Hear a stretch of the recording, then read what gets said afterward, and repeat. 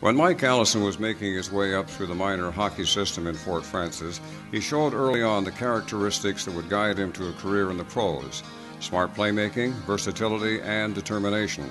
Covering defensive duties, Mike helped the Fort Frances Muskie High School team advance to the provincial finals.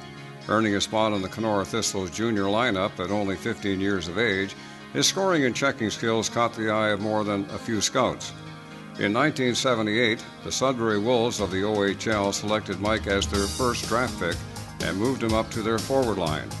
A standout center, Mike went on to become the Wolves' top scorer with 95 points in 66 games and a real fan favorite.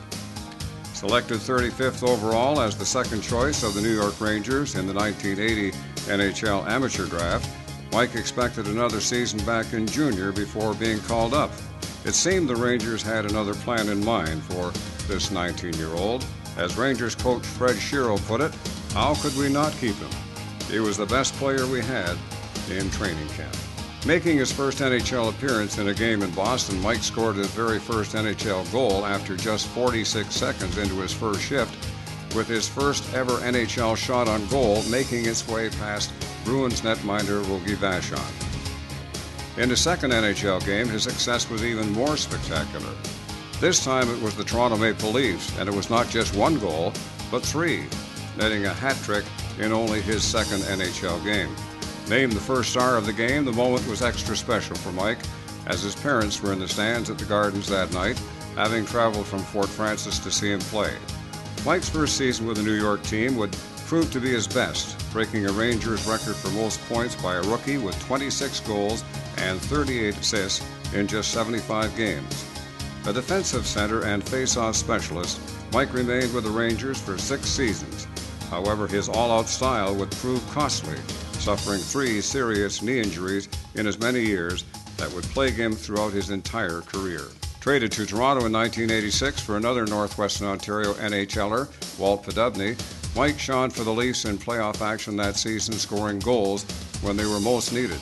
In a surprise trade just 15 games into the 1987-88 season, Mike found himself on his way to Los Angeles.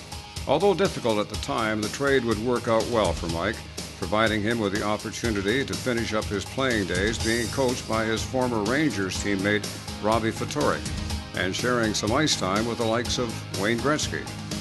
Do it, not this ex-Oiler Wayne Gretzky, but DeGray at the point, Dale DeGray with the shot, and Mike Allison with a tip-in. 2 ex-Leafs have tied this hockey game at 1.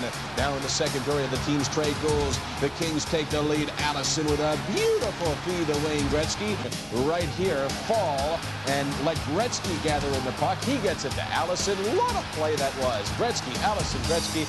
Retiring from the Kings following the 1990 season, Mike's 10-season NHL record included 102 goals and 166 assists in 499 regular season games.